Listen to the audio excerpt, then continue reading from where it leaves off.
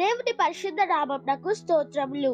ఈ రోజున యెహెజ్కేలు గ్రంథము 37వ అధ్యాయము. ఈ అధ్యాయంలో 28 వచనాలున్నాయి.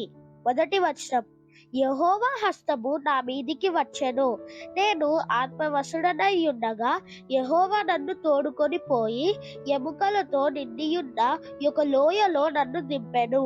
ఆయన వాటి మధ్య నన్ను ఇటు అటు నడిపించుచుండగా. రెండవ వచనం, ఎముకలనేకములు ఆ లోయలో కనబడెను, అది కేవలము ఎండిపోయినది.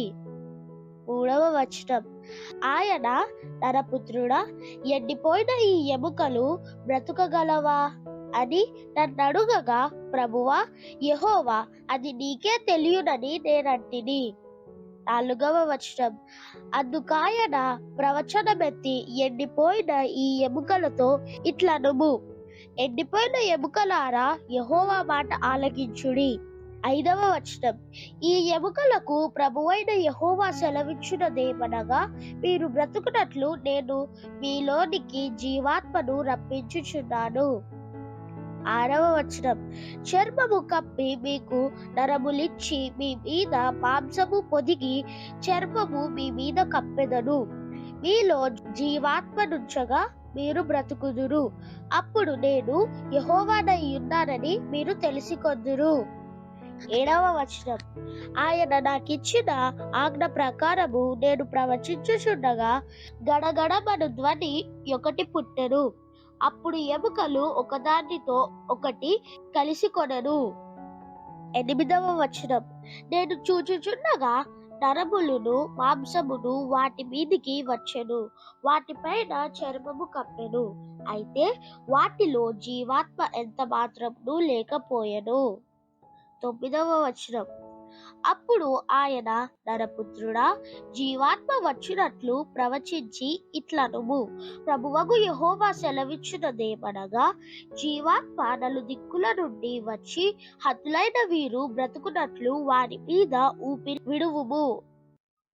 10వ వచనం, ఆయన నాకు ఆజ్ఞాపించినట్లు నేను ప్రవచింపగా జీవాత్మ వారిలోనికి వచ్చెను, వారు సజీవులై లేచి లెక్కింప సఖ్యము కాని మహాసైన్యమై నిలిచిరి. 11వ వచనం, అప్పుడాయన నాతో ఇట్లనెను, నరపుత్రుడా, ఈ ఎముకలు ఇశ్రాయేలీయులనందరినీ సూచించుచున్నవి, వారు మన ఎముకలు ఎండిపోయెను, మన ఆశ నిఫలమాయెను, మనము నాశనమైపోతిమి అని అనుకొనుచున్నారు. 12వ వచనం, కాబట్టి ప్రవచనమెత్తి వారితో ఇట్లనుము, ప్రభువగు యెహోవా సెలవిచ్చున్నదేమనగా, ప్రజలారా, మీరున్న సమాధులను నేను తెరచెదను, సమాధులలో నుండి మిమ్మును బయటకి రప్పించి ఇశ్రాయేలు దేశములోనికి తోడుకొని వచ్చెదను. 13వ వచనం, నా ప్రజలారా, నేను సమాధులను తెరిచి సమాధులలో నుండి మిమ్మును బయటికి రప్పించగా. 14వ వచనం, నేను యెహోవానై ఉన్నానని మీరు తెలుసుకొందురు, మీరు బ్రతుకున్నట్లు నా ఆత్మను మీలో ఉంచి మీ దేశములో మిమ్మును నివసింపజేసేదను, యెహోవానగు నేను మాట ఇచ్చి దానిని నెరవేర్తునని మీరు తెలుసుకొందురు, ఇదే యెహోవా వాక్కు. 15వ వచనం, మరియు యెహోవా వాక్కు నాకు ప్రత్యక్షమై ఇలాగు సెలవిచ్చెను. 16వ వచనం, నరపుత్రుడా, నీవు కర్ర తునక ఒకటి తీసుకొని దాని మీద యూదా వారిదనియు వారి తోటి వారగు ఇశ్రాయేలీయులదనియు పేర్లు వ్రాయుము, మరి ఒక తునక తీసుకొని దాని మీద ఎఫ్రాయిమునకు తునక, అనగా యోసేపు వంశస్థులదనియు వారితోటి వారగు ఇశ్రాయేలు వారిదనియు వ్రాయుము. 17వ వచనం, అప్పుడది ఏకమైన తునకయగునట్లు ఒకదానితో ఒకటి జోడించుము, అవి నీ చేతిలో ఒకటే తునకయగును. 18వ వచనం, ఇందులకు తాత్పర్యము మాకు తెలియజెప్పవా అని నీ జనులు నిన్నడుగగా. 19వ వచనం, ఆ 2 తునకలను వారి సమక్షమున నీవు చేత పట్టుకొని వారితో ఇట్లనుము, ప్రభువైన యెహోవా సెలవిచ్చునదేమనగా, ఎఫ్రాయిము చేతిలోనున్న తునక అనగా ఏ తునక మీద ఇశ్రాయేలు వారందరి పేర్లను వారి తోటి పేర్లను నేను ఉంచితినో, యోసేపు అను ఆ తునకను యూదా వారి తునకను నేను పట్టుకొని ఒకటి జోడించి నా చేతిలో ఏకమైన తునకగా చేసెదను. 20వ వచనం, ఇట్లుండగా వారికి ఇలాగు చెప్పుము.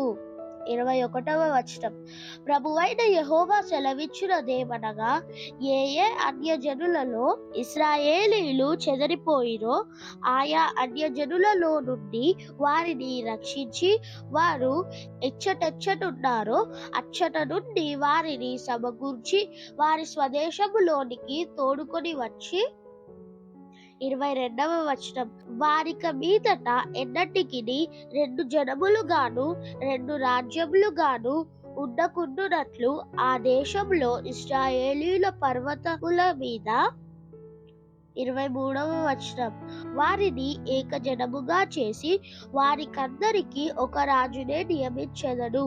తమ విగ్రహముల వలన గాని తాము చేసి ఉన్న హేయ క్రియల వలన గాని ఏ అతిక్రమ క్రియల వలన గాని వారిక మీదట తమ్మును అపవిత్రపరచుకొనరు. తాము నివసించిన చోట్లన్నిటిలో వారు మానక పాపములు ఇక చేయకుండా వారిని రక్షించి వారిని పవిత్రపరచెదను.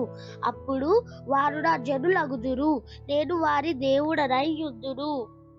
24వ వచనం, నా సేవకుడైన దావీదు వారికి రాజవును, వారికందరికి కాపరి ఒక్కడే యుండును. వారు నా విధులను అనుసరింతురు, నా కట్టడలను గైకొని ఆచరింతురు. 25వ వచనం, మీ పితరులు నివసించున్నట్లు నా సేవకుడైన యాకోబునకు నేనిచ్చిన దేశములో వారు నివసింతురు, వారి పిల్లలను అక్కడ నిత్యము నివసింతురు. నా సేవకుడైన దావీదు ఎల్లకాలము వారికి అధిపతి అయి ఉండును.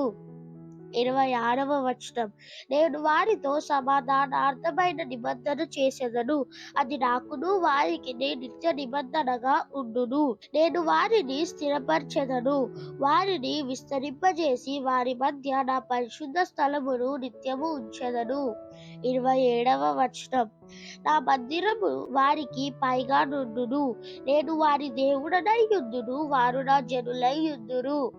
28వ వచనం, మరియు వారి మధ్య నా పరిశుద్ధ స్థలము నిత్యము ఉండుటను బట్టి యెహోవానైన నేను ఇశ్రాయేలీయులను పరిశుద్ధపరచువాడనని అన్యజనులు తెలుసుకొందురు. దేవుడు చదవబడ్డ పరిశుద్ధ వాక్యాన్ని మనందరి వినికిల్లో దీవించి మనల్ని ఆశీర్వదించును గాక. ఆమేన్.